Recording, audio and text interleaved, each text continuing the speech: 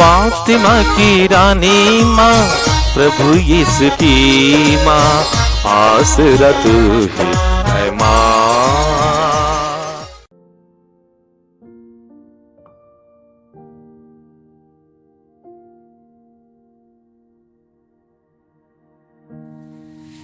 पहला पाठ प्रेरित चरित्र अध्याय 3 पद संख्याएं 11 से 26 तक। वह मनुष्य पेतरुस और यूहन्ना के साथ लगा हुआ था, इसलिए सब लोग आश्चर्यचकित होकर सुलेमान नामक मंडप में उनके पास दौड़े आए। पेतरुस ने यह देखकर उससे कहा, इस्राएली भाइयों, आप लोग क्यों इस प्रकार आश्चर्यचकित कर रहे हैं और हमारी ओर इस प्रकार ताक रहे हैं, मानो हमने अपने सामर्थ्य अथवा सिद्धि से इस मनुष्य को चलने फिरने योग्य बना दिया। इब्राहिम, इसहाक और याकूब के ईश्वर ने, हमारे पूर्वजों के ईश्वर ने अपने सेवक यीशु को महिमान्वित किया है। आप लोगों ने उन्हें पिलातुस के हवाले कर दिया और जब पिलातुस उन्हें छोड़ देने का निर्णय कर चुका था तो आप लोगों ने उन्हें अस्वीकार कर दिया। आप लोगों ने संत तथा धर्मात्मा को अस्वीकार कर हत्यारे की रिहाई की मांग की। जीवन के अधिपति को आप लोगों ने मार डाला, किंतु ईश्वर ने उन्हें मृतकों में से जिलाया है। हम इस बात के साक्षी हैं। यीशु के नाम में विश्वास के कारण उसी नाम ने इस मनुष्य को, जिसे आप देखते और जानते हैं, बल प्रदान किया। उसी विश्वास ने इसे आप लोगों के सामने पूर्ण रूप से स्वस्थ कर दिया। भाइयों, मैं जानता हूँ कि आप लोग और आपके शासक भी यह नहीं जानते थे कि वे क्या कर रहे हैं। ईश्वर ने इस प्रकार अपना वह कथन पूरा किया जिसके अनुसार उसके मसीह को दुख भोगना था और जिससे उसने सब नबियों के मुख से घोषित किया था। आप लोग पश्चाताप कीजिए और ईश्वर के पास लौट कर आइए, जिससे आपके पाप मिट जाएं और आप प्रभु को विश्राम का समय प्रदान करें। तब वह पूर्व निर्धारित मसीह को अर्थात यीशु को आप लोगों के पास भेजेगा। यह आवश्यक है कि वह उस विश्वव्यापी पुनरुद्धार के समय तक स्वर्ग में रहे, जिसके विषय में ईश्वर प्राचीन काल से अपने पवित्र नबियों के मुख से बोला है। मूसा ने तो कहा है, प्रभु ईश्वर तुम्हारे भाइयों में से तुम्हारे लिए मुझ जैसा एक नबी उत्पन्न करेगा। वह जो कुछ तुम लोगों से कहेगा तुम उस पर ध्यान देना। जो उस नबी की बात नहीं सुनेगा वह प्रजा में से निकाल दिया जाएगा। सामुएल और सभी परवर्ती नबियों ने इन बातों की भविष्यवाणी की है। आप लोग नबियों की संतति और उस विधान के भागीदार हैं जिससे ईश्वर ने आपके पूर्वजों के लिए उस समय निर्धारित किया था जब उसने इब्राहिम से कहा था, तुम्हारी संतति द्वारा पृथ्वी भर के वंश आशीर्वाद प्राप्त करेंगे। ईश्वर ने सबसे पहले आप लोगों के लिए अपने पुत्र यीशु को पुनर्जीवित किया और आपके पास भेजा है, जिससे वह आप लोगों में से हर एक को कुमार्ग से विमुख कर आशीर्वाद प्रदान करे। यह प्रभु की वाणी है। ईश्वर को धन्यवाद। अनुवाक्य। हे प्रभु, हे ईश्वर, तेरा नाम समस्त पृथ्वी पर कितना महान है। हे प्रभु, हे ईश्वर, तेरा नाम समस्त पृथ्वी पर कितना महान है। हे प्रभु, हे ईश्वर, मनुष्य क्या है जो तू उसकी सुधि ले, आदम का पुत्र क्या है जो तू उसकी देखभाल करे। अनुवाक्य। हे प्रभु, हे ईश्वर, तेरा नाम समस्त पृथ्वी पर कितना महान है। हे प्रभु, हे ईश्वर, तेरा नाम समस्त पृथ्वी पर कितना महान है। तूने उससे स्वर्गदूत से कुछ ही कम बनाया और उससे महिमा तथा सम्मान का मुकुट पहनाया। तूने उससे अपनी सृष्टि पर अधिकार दिया। अनुवाक्य। हे प्रभु, हे ईश्वर, तेरा नाम समस्त पृथ्वी पर कितना महान है। हे प्रभु, हे ईश्वर, तेरा नाम समस्त पृथ्वी पर कितना महान है। तूने सब कुछ उसके पैरों तले डाल दिया, सब भेड़ बकरियों, गाय बैलों और जंगल के बनेले पशुओं को, आकाश के पक्षियों, समुद्र की मछलियों और सारे जलचारी जंतुओं को। अनुवाक्य।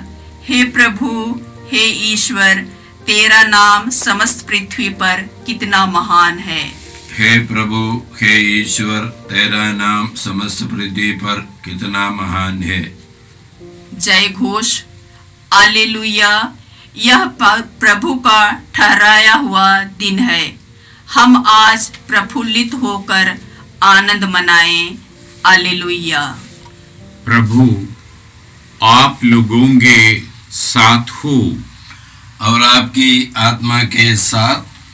संत लूकस के अनुसार पवित्र सुसमाचार। हे प्रभु, तेरी महिमा हो। अध्याय 24 पद संख्याएं 35 से 48 तक।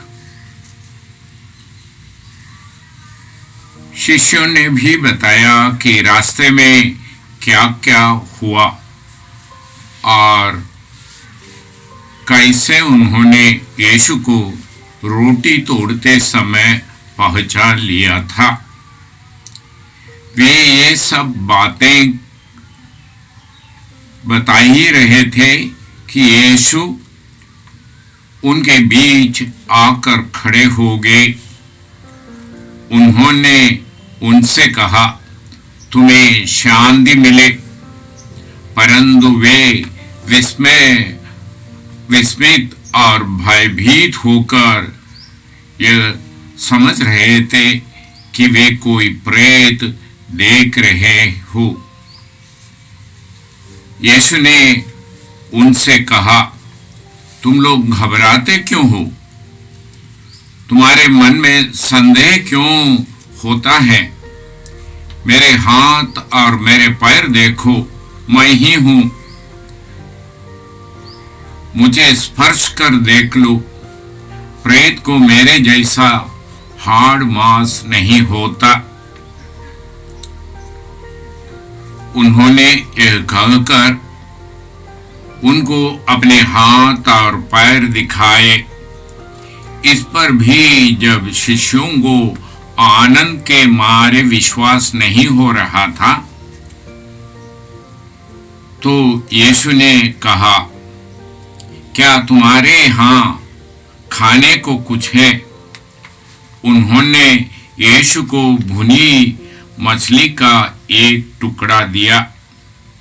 उन्होंने उसे लिया और उनके सामने ही खाया। यीशु ने उनसे कहा, मैंने तुम्हारे साथ रहते समय तुम लोगों से कहा था कि जो कुछ मूसा के संहिता में और नबियों में तथा भजनों में मेरे विषय में लिखा है, सबका पूरा हो जाना आवश्यक है। तब उन्होंने उन्हें उनके मन का अंधकार दूर करते हुए उन्हें धर्म ग्रंथ का मर्म समझाया और उनसे कहा, ऐसा ही लिखा है कि मसीह दुख भोगेंगे, तीसरे दिन मृतकों में से जी उठेंगे और उनके नाम पर यरूशलेम से लेकर सभी राष्ट्रों को पाप क्षमा के लिए पश्चाताप का उपदेश दिया जाएगा। तुम इन सब बातों की साक्षी हो। देखो, मेरे पिता ने जिस वरदान की प्रतिज्ञा की है उसे मैं तुम्हारे पास भेजूंगा, इसलिए तुम लोग शहर में तब तक बने रहो जब तक ऊपर की शक्ति से संपन्न न हो जाओ। यह प्रभु का पवित्र सुसमाचार है। हे क्रिस्त, तेरी स्तुति हो। प्रिय भाई बंधु, आज के सुसमाचार हमें और समस्त संसार को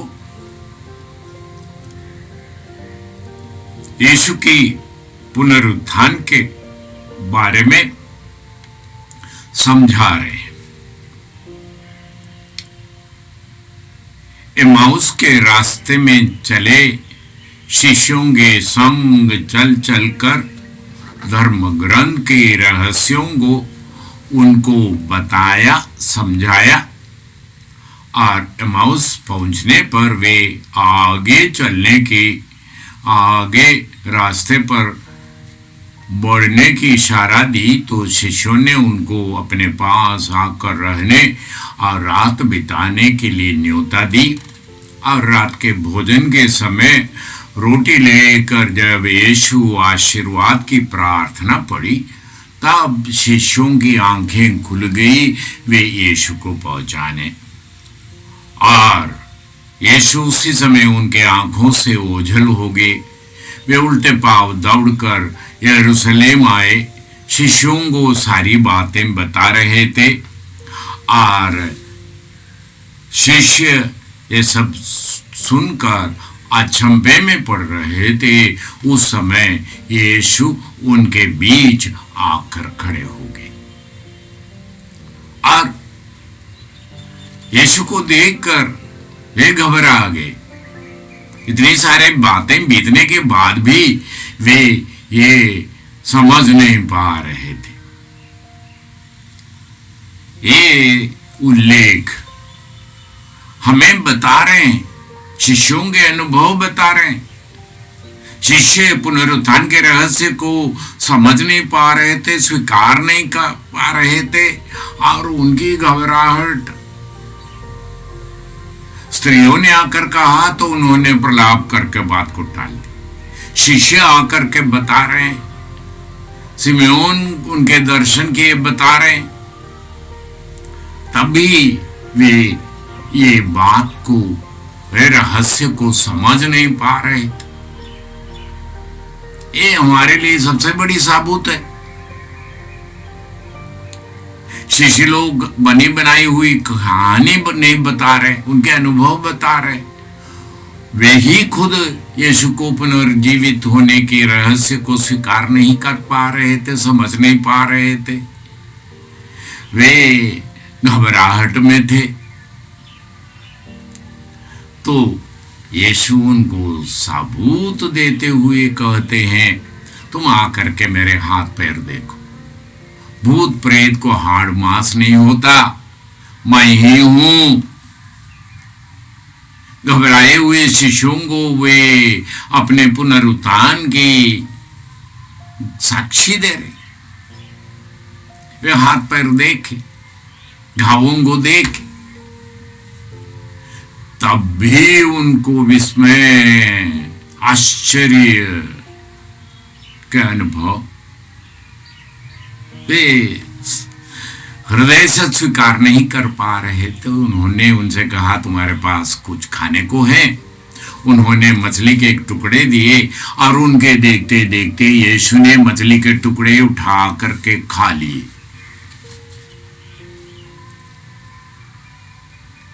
तो पुनर्जीवित सर्वशक्तिमान प्रभु अपने शिष्यों को यह अनुभव करा रहे, गवाही दे रहे और उनके हृदय से भय को मिटा रहे, ये सत्य को उन पर प्रकट कर रहा है। पुनर्जीवित हूं, क्योंकि साधारण मनुष्य और हम भी और आप भी, जब मैं प्रवचन दे रहा हूं तो मैं भी ये बात को उतनी गहराई से स्वीकार नहीं कर पा रहे, क्योंकि जब हम स्वीकार कर पाते हैं तो हमारी जिंदगी बदल जाती, जैसे शिष्यों की जिंदगी बदल गई। तब यीशु धर्म ग्रंथ का उल्लेख करते हुए उनसे बातें करने लगे, उनको समझाने लगे। जैसे एमाउस के रास्ते में शिष्यों को बताया, वैसे इनको भी बताया और शिष्य आपस में ये बताए। जब वे हमसे बातें कर रहे थे तो हमारे हृदय कितने देदीप्यमान हो गया था, कितने आनंद और ज्योति से भर गए। अभी शिष्यों के हृदय को ज्योति से भर देते हुए वे कहते हैं, मूसा के संहिता में, नबियों में, भजनों में मेरे बारे में जो कुछ लिखा है, क्या वह पूरा नहीं होना था? और बताते हैं कि मसीहा पकड़ा जाएगा, मार डाल दिया जाएगा और तीसरे दिन जी उठेगा। और शिष्य इन बातों को यहूदियों को समझाते हैं, महायाजकों को बताते हैं और जितने लोग उनके पास आए उन सबों को बताते हैं कि ईश्वर अपने आप को प्रकट किया है।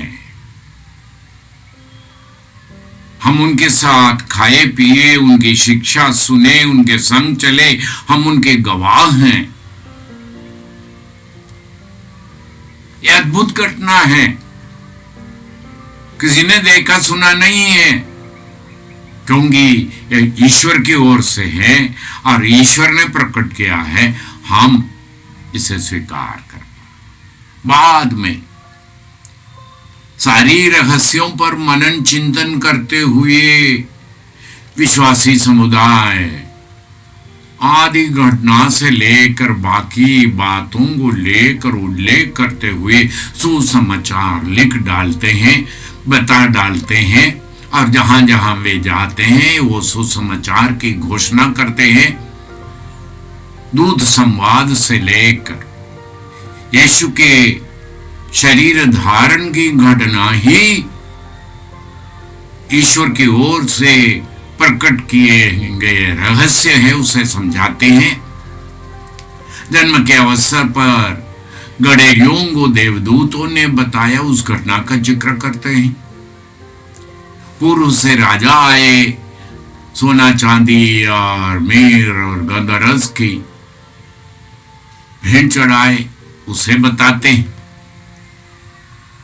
और आसमान में अद्भुत चमत्कार प्रकट हुए, उसे बताते हैं। तारों का उदित होना बताते हैं, बेतलगहम के गौशाले के सामने आकर ठहरने की, और राजाएं या ज्योतिषी कैसे ये रहस्य को पहुंचाना उसे बता देते। और किस भांति यूसुफ को नींद में, स्वप्न में संदेश मिलते हैं मरियम को अपने घर लाने के लिए, अभी मरियम को लेकर के मिस्र देश भाग जाने की, मिस्र देश से फिर वापस नाजरत आने की, और यीशु को मंदिर में चढ़ाए जाने के अवसर पर सिमेयोन और हन्ना के द्वारा इस बालक को पहचान करके वे रहस्य को प्रकट करने की सिलसिला, रहस्यों की सिलसिला, उसको मनन करते हुए, उसको यहूदियों को समझाते हुए, और बाद में यीशु बपतिस्मा लेते समय, यूहन्ना से बपतिस्मा लेने के समय अद्भुत घटना हुई। यूहन्ना उसे पहचानते हैं, बाद में कहते देखो ईश्वर का मेमना जो संसार के पाप हर लेते हैं। और यूहन्ना के शिष्य यूहन्ना को छोड़कर यीशु के पीछे हो लेते हैं और अन्य शिष्यों को बुलाते हैं।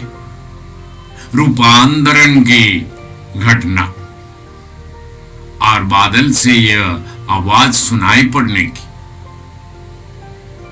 यह मेरे प्रिय पुत्र है, इसकी सुनो। उनके कपड़े उतने उजले हो जाने की, एलिय्याह और मूसा के साथ बातें करते देखने की।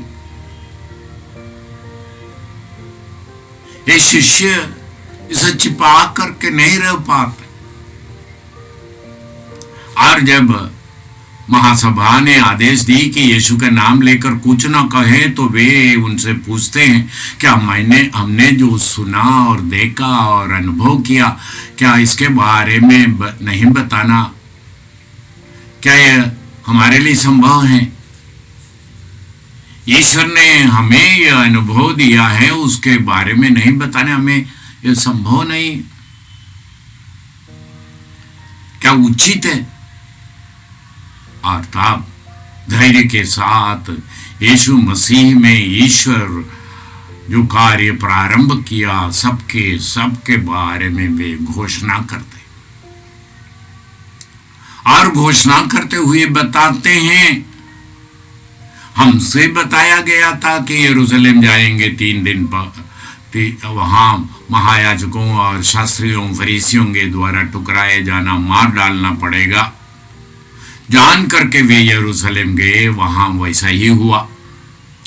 और उन्होंने उस समय कहा था कि तीसरे दिन मैं जी उठूंगा। हमने विश्वास नहीं किया, हमारा ही अनुभव अविश्वास की थी। रहस्यों पर रहस्य का प्रकट करना, उनको सबूत देना, और उसके द्वारा ये प्रकट करना, ये अद्भुत घटना है। इसलिए सुसमाचार है। हम यहूदी जिस मसीह का आने के इंतजार में था, वो मसीह इस संसार के राज्य की स्थापना करने वाले मसीह या सुलेमान और दाऊद जैसे राजा बनने की नहीं है, परंतु वे ईश्वर के राज्य की आगमन की घोषणा करेंगे। और उसकी प्रतिज्ञा के रूप में यीशु ने शिष्यों को बताया कि तुम लोग तब तक शहर नहीं छोड़े जब तक पिता ने जो प्रतिज्ञा की है और दूसरे सहायक पवित्र आत्मा तुम पर उतर न आए और तुम शक्ति और सामर्थ्य का अनुभव नहीं करे। आज सुसमाचार में यीशु उनसे कहते हैं तब तक तुम लोग यरूशलेम नगर नहीं छोड़े जब तक ऊपर से उतरी हुई सामर्थ्य तुम लोगों पर आकर तुम भर न जाओगे। और ये सामर्थ्य से भरकर वे ये शिक्षा देते हैं और उसके सबूत के रूप में जन्म से लंगड़े से कहते हैं हमारे पास ना तो सोना और चांदी है, तुम जन्म से लंगड़े हो, पर हमारे पास जो है वह हम तुम्हें देते हैं। यीशु नाजरी के नाम पर उठो और खड़े हो जाओ, और हाथ पकड़ करके उसे उठाकर खड़े कर देते हैं। लंगड़े के पैरों और टखनों में उस समय बल आ गया। उछलते कूदते और ऊंची स्वर में ईश्वर की स्तुति गान करते हुए लंगड़े उनके साथ में लग जाते हैं। सारे मंदिर में आने वाले सारे लोग उन्हें पहचानते थे, और उनके लिए वो यीशु के केवल चमत्कार दिखे या नहीं, परंतु ऊपर के सामर्थ्य से भरने पर शिष्य भी यीशु ईश पुत्र है उसी का सबूत देते, रहस्य पर रहस्य, अथाह रहस्य पर मनन करते, और शिष्य ये आनंद की शुभ संदेश सुनाते और बताते हैं।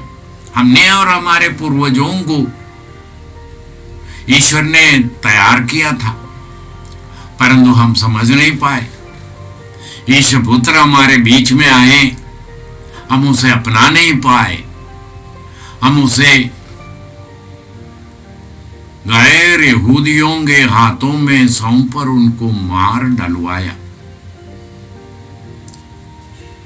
परंतु ईश्वर दयालु है, हमारे अविश्वास को दूर किया है, हमारे विस्मय को दूर किया है। वो पुनर्जीवित है, हमारे सामने मछली के टुकड़े को खाया है, धर्म ग्रंथ को खोला है, अपने शरीर के घावों को दिखाया है,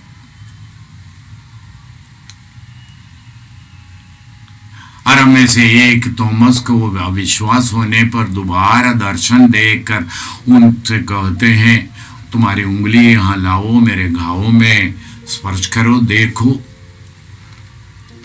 थॉमस तब कहते हैं, मेरे प्रभु, मेरे ईश्वर। भाई बहनों, यही क्रिस्तीय विश्वास का आधार। एक केवल चंद क्रिस्तीय लोगों तक सीमित रहने की बात नहीं।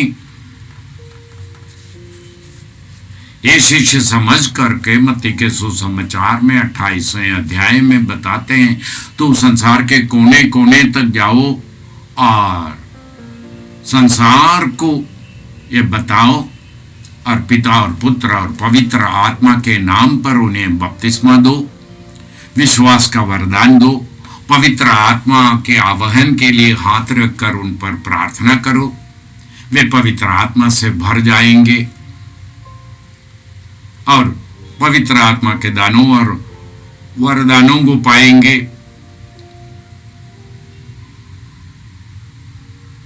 ये इसलिए अविश्वासी शिष्य जैसे विस्मित होकर पुनर्जीवित प्रभु की ओर दृष्टि डाल करो।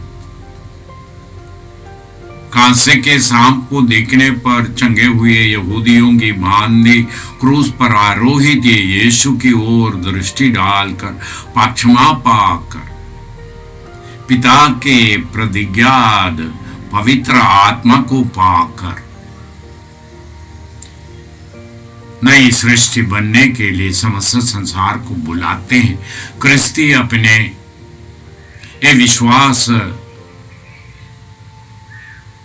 पूरा नहीं कर सकते जब तक वे ये बातें विस्मित शिष्यों के समान समस्त संसार को नहीं बताए। बताना क्रिस्तीय लोगों के कर्तव्य है। विश्वास दिलाना और उनको पुनर्जीवित यीशु में विश्वास कराना सर्वेश्वर पिता के काम है। इसलिए हम आनंद से समस्त संसार में कोने कोने में ये घटना की उल्लेख करते हैं, घोषणा करते हैं। कितने भी प्रताड़ना हो, मारे पीटे और बंदीगृह में डाले जाना या सिर कटवा देना सब कुछ हो। इसके उल्लेख हम प्रेरितों के कार्यकलाप में, आदि सभा के अनुभव में, भूतों के मन परिवर्तन के बारे में हम सुनते हैं। स्टेफनुस के हत्या के द्वार स्टेफनुस आत्मा से प्रेरित होकर के ये घोषणा की और लोग उनका सामना नहीं कर पाए, इसलिए उन्हें शहीद होना पड़ा। और याकूब को मार डाल दी, शिष्यों को मार डाल दी। वही साउल पुनर्जीवित प्रभु को दमिश्क के रास्ते में देखते, सुनते, अनुभव करते हुए साउल पाउल बन जाते हैं। गैर यहूदियों के बीच में सुसमाचार सुनाने का आशीर्वाद लेकर वह गैर यहूदियों के बीच में सुसमाचार सुनाते।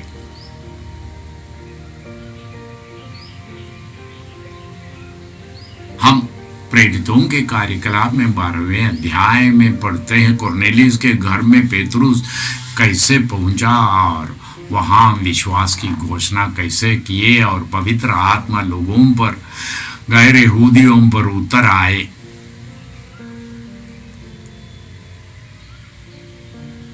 प्रिय भाई बहनों, ये सुसमाचार है। ये सुसमाचार के भागी बनने के लिए समस्त संसार बुलाए गए। अनुग्रह पर अनुग्रह, ईश्वर के प्रचंड कृपा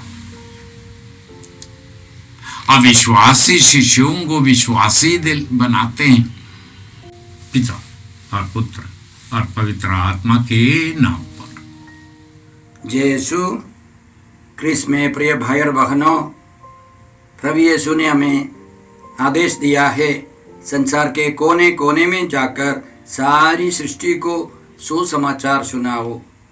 सुसमाचार सुनने के लिए और सुनाने के लिए एक अच्छा मौका है। आप कृपया इस चैनल का सब्सक्राइब करें, लाइक करें, शेयर करें, बेल आइकन दबाएं ताकि यहाँ की नई वीडियोस की सूचना आपको मिलती रहेगी। साथ साथ आप दूसरों को भी प्रेरणा दें इसका सब्सक्राइब करने के लिए। याद रखें, कल के मिसा के दैनिक पाठ और उस पर टिप्पणियाँ आज ही दोपहर के बाद हम लोग अपलोड करते हैं। कृपया आज ही उसको सुनकर कल की तैयारी करें। प्रभु यीशु आपको और आपके परिवार को 100 गुनी आशीष देंगे। जय यीशु।